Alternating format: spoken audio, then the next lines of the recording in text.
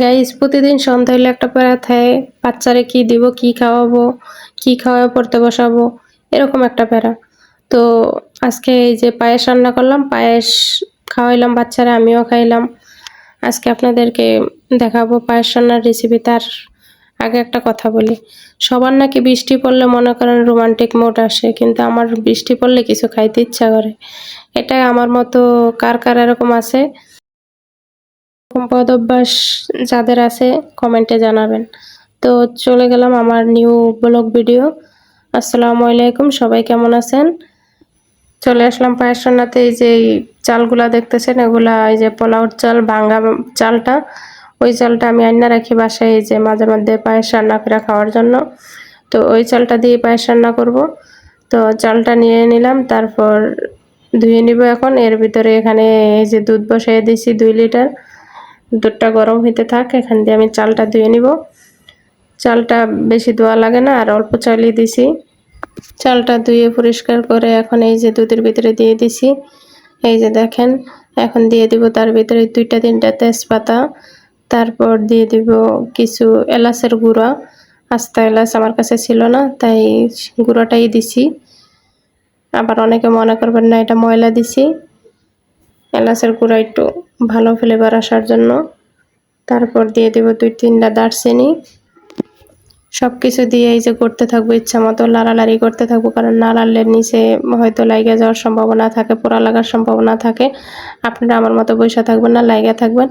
তার মাঝখানে একটু ফিল্টার দিয়ে নিজের চেহারাটা দেখলাম, যদিও সুন্দর দেখা যায় না, তারপরও লাইটের আলো ছিল না, তারপরও দেখলাম। যাই হোক, এখন আবার চলে গেলাম আপনাদেরকে দেখানোর জন্য পায়েস রান্নার রেসিপি। তার ভিতরে দিয়ে দিলাম চিনি পরিমাণ মতো। আমি অনেক মিষ্টি কম খাই, তাই মিষ্টি একটু কম দিছি। যার যার মিষ্টি খাওয়ার মতো দিলেই চলবে। তো এই যে মিষ্টি দিলাম, চিনি দিয়ে ভালো করে, চিনিটা দেওয়ার পর বেশি করে নাড়তে হবে, না হয় নিচে পোড়া লাগবে। ওই এমন পোড়া লাগলে একটা গন্ধ আসে, ওইটা ভাল লাগে না। তাই আমার মতো গোটাগুটি গোটাগুটি করতে থাকবেন, দেখবেন যে গোটাগুটি করতে করতে পায়েস রান্না হয়ে গেছে। এই যে চিনিটা ভালো করে গইলা সুন্দর করে হয়েছে। যদিও রান্না করতে চাইছি কম হয়ে গেছে বেশি, এটাই আমার জীবনের সবচেয়ে মনে করেন সব কাজেই ভুল হয়, এটাই স্বাভাবিক। তো যে কোনো কাজ সঠিকভাবে করতে পারি না। যাই হোক, হয়ে গেছে, কিছু করার নাই। এই যে দেখেন, এটা দিয়ে ডাল ঘুটনি দিয়ে ওই একটু গুইটা নিলাম, যাতে মানে ওইটা আর একটু ভাঙ্গা যায়, একটু দেখতে ভাল লাগে, খাইতে ভাল লাগে। আমার ছেলে আবার খাইতে গেলে আবার রাস্তা চাবাইতে কষ্ট হইব, তাই একটু ভাঙ্গা নিলাম ভালো করে। তার ভিতরে দিয়ে দিলাম কিশমিশ, কাজু বাদাম, কাঠবাদাম কুচি কুচি করে দিয়ে দিলাম, যাতে আর একটু ভাল লাগে। যারা মনে করেন আরো ভালো খাইতে চান, তাহলে এখানে 3-4 কেজি দুধ দিয়ে ভালো করে টানায় তারপর খাইবেন, দেখবেন যে আরো বেশি মজা লাগবে। তো আমি এইভাবে রান্না করার পর এখন সেটা টেস্ট করতে আসছি। এই যে খাইলাম, মনে করেন ভালোই হয়েছে। আমার রান্না তো দেখতে হবে, খুব ভালোই হয়েছে, মজা হয়েছে। পায়েস আমার খুবই পছন্দ, আমি খুব পছন্দ করি, অনেক ভালো লাগে। তো আমি অল্প দুধে রান্না করছি।